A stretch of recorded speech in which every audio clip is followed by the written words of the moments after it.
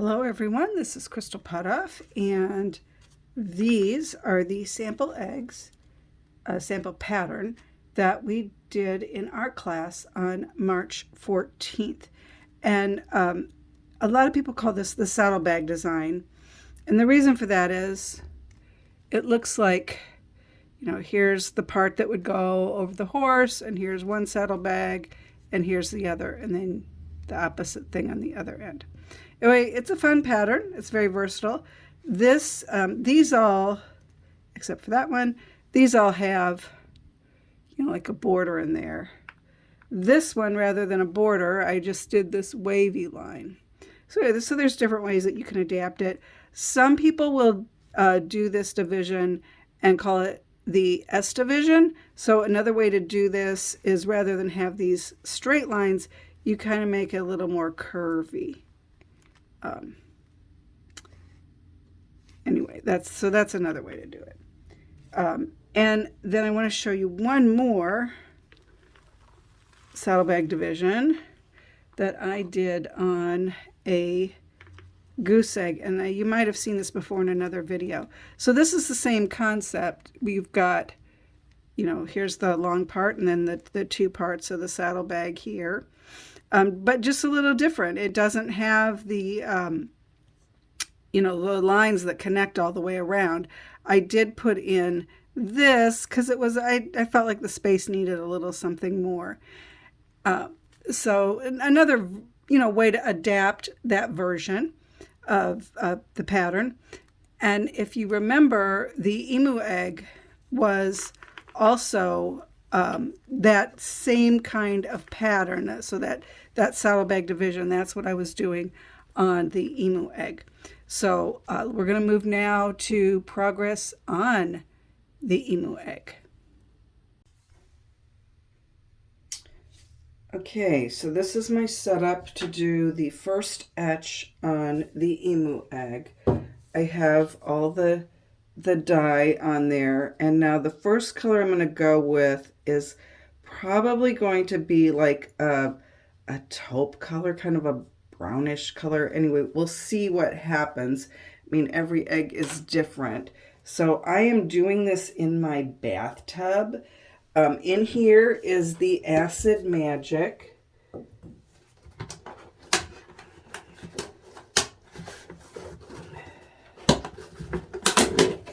Okay. And then in here is about 4 cups of water and a great big heaping tablespoon of baking soda. That is going to neutralize the acid, so the etching part will stop. So normally when you pour the Acid Magic out of the bottle, it is clear. Mine's colored because I've used it for a little bit. Whoops. I thought this emu egg would fit in here. Oh, there it goes. Okay, so I'm going to roll it around and count to like 10. And it's not reaching the top, so I might have to put some more in here. And normally I would have the exhaust fan on, but then you wouldn't be able to hear me talk. Might be a good thing. I don't know. We'll see. Okay, so you can kind of see. Oh no, I guess you can't see. It's bubbling. See how it's bubbling? This is also a good thing to do outside, but right now here in Central Illinois, it's like 3 degrees outside, so not going to happen that I do this outside.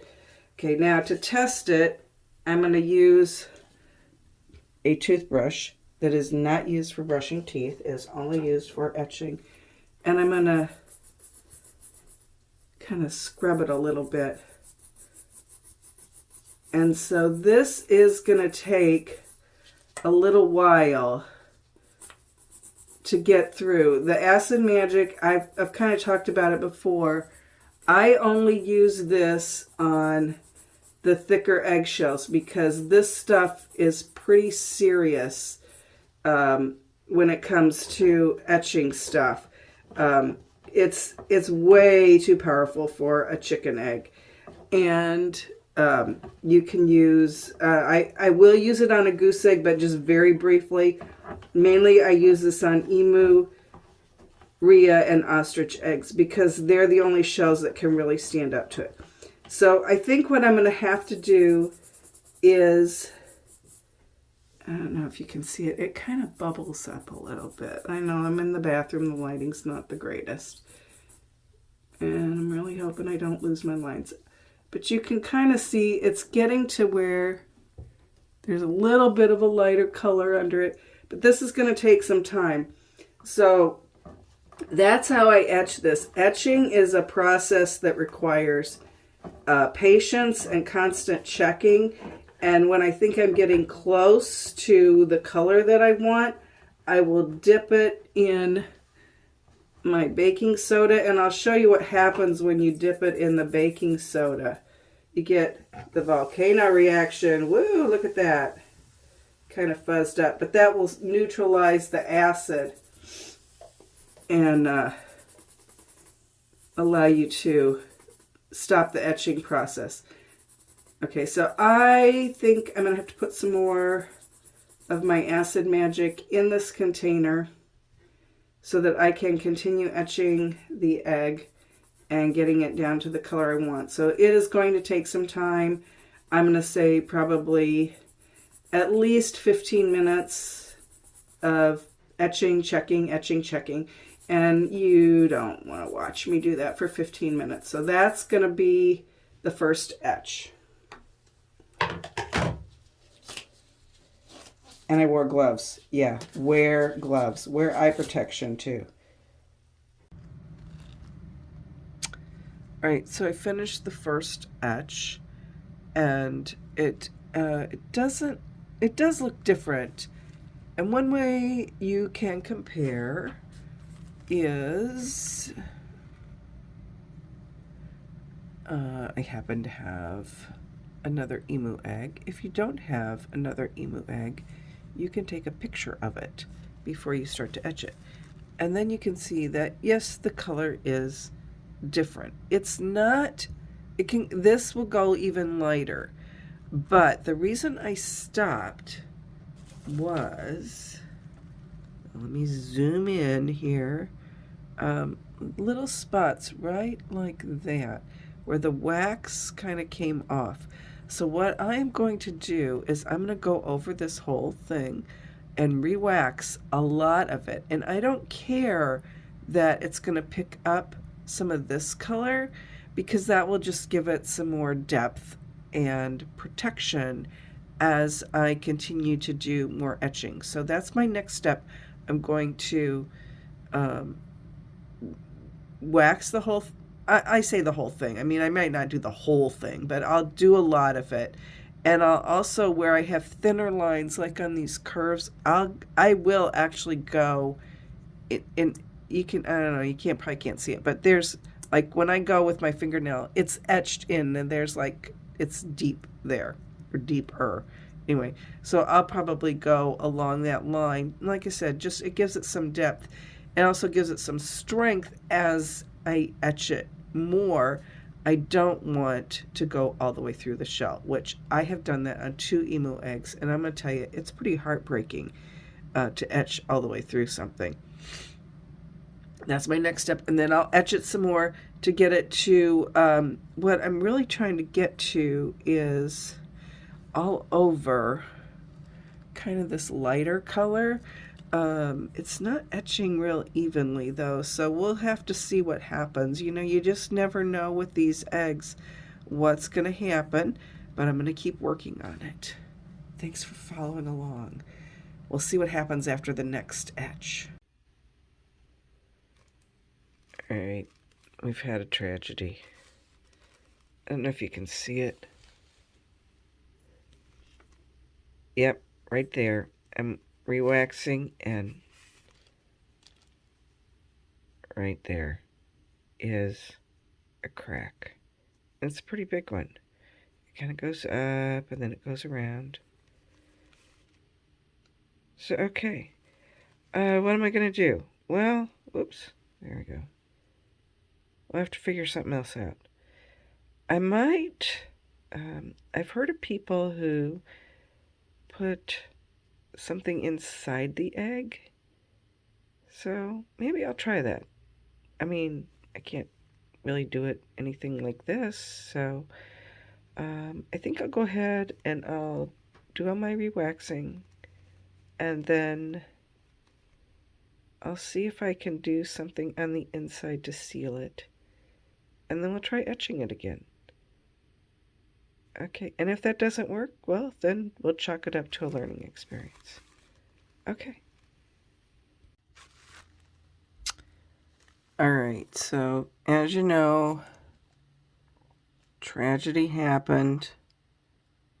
It's kind of hard to see on the video, but like right there where my finger is a crack. And I mean, and the crack like starts here, it goes all the way up here, it goes around. And the way I found this was I was doing the first etch and I pulled it out because it looked like I was losing some of the wax, so I wanted to go over it. And in my going over it, that was when I found the crack. I don't know when it happened. I didn't see it when I was working on it. I don't remember dropping it. I don't remember hearing anything. So I've done some research on my favorite Facebook page, Incredible Eggs, Wax, and Batik. And so what has been suggested, what I'm going to try, is, yeah, it like starts way down here. So I went ahead and I did fix wax on it. What has been suggested is to use Mod Podge, which I have a lot of that because I used to use it and I don't use it anymore. And anyway, so I'm going to use that. I'm going to use a syringe. Let me back this up just a little bit so you can see a little more of my messy desk, but a little more of what I'm doing here. So I'm going to open up this syringe and I'm going to try to be careful with it. I'm hoping I don't make a big mess, but I might. And I have a little bit of a cold and a cough. So I'm going to squirt this in there and I'm going to kind of roll it around and I'm going to leave it laying, you know, like this part down where the thing is, and I'm going to like move it every couple of minutes. And then after maybe like 10 minutes, I'm going to set this in here. Now this was a stand that I had tried to glue and then I unglued it, so it's really an icky stand. So I'm gonna, and I have this Tupperware thing here with a little bit of cardstock in it. So I'll set the egg in there and let the Mod Podge drain out. And then what I'm going to have to do then is I'll have to probably re-drill this hole and do that again a couple of times. So this is going to take a while to get this done. I don't know if I'm going to get it done before Easter gets here, but we'll see what happens. Anyway, I've never done anything like this, so let's see what happens. Let's see how big of a mess I can make. So, first challenge is fill.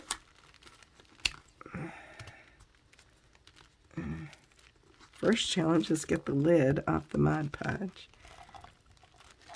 Is it, oh yeah, it's still thick. Okay.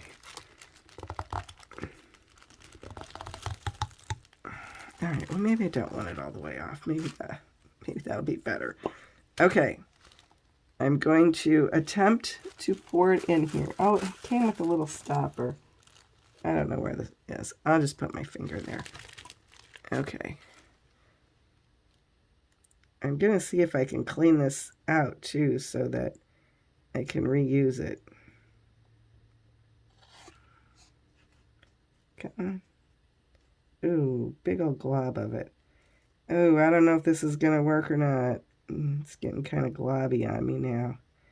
Hey, you know what? You got to take risks. You gotta try new things. Because how are you ever gonna learn? This is new, folks. This is brand new. Okay, so here goes that part. My fingers off. Okay. All right, so I don't know that it really matters. Okay, I am going to squeeze this. Well, okay, well, that went in there pretty easily. Okay, now, where was the crack again? Okay, it's right there. Okay, so I put this in there. I look in there, I can't see anything. So it just looks very dark. So I am just going to kind of, actually, I think what I might want to do is roll this all the way around the egg. But the reason I don't just leave it in there and set on top of where the crack is, the reason I don't do that, it's so hard to see it, but then once you see it, you're like, holy cow, that's a big crack. The reason that I don't just leave it in there is that it will cause the egg to be weighted on that side. If there's just a little coat on it, it's not going to cause it to tip. It's a lot like if you work on full eggs and then you don't ever blow them out.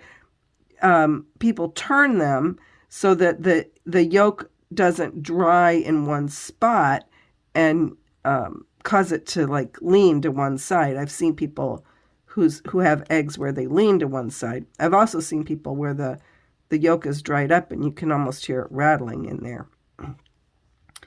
All right, so this will be day 1 of attempt, and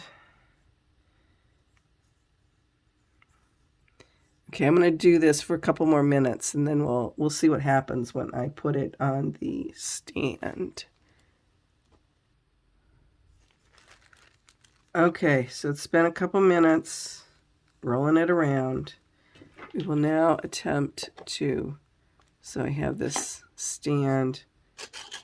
The only reason I put this paper in here was so that I didn't maybe ruin the Tupperware thing. If I do, I do. And I didn't want to just set it on the stand because I was afraid if it got knocked over, then it would fall and then it would break. So, okay, let's see what happens. Actually, let's just hold it up like this for a minute and see if any of that comes out.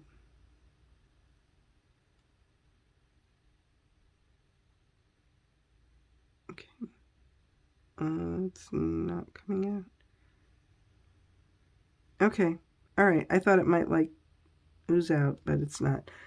All right. Well, we'll let it sit like that, and then I'll repeat that process. I'm going to let this dry for a day at least, and then I'm going to do it 2 more times. So I'm going to do this 3 times to the egg, and then I'm going to plug it with wax, and I'm going to etch it again. So we'll see what happens. This is exciting.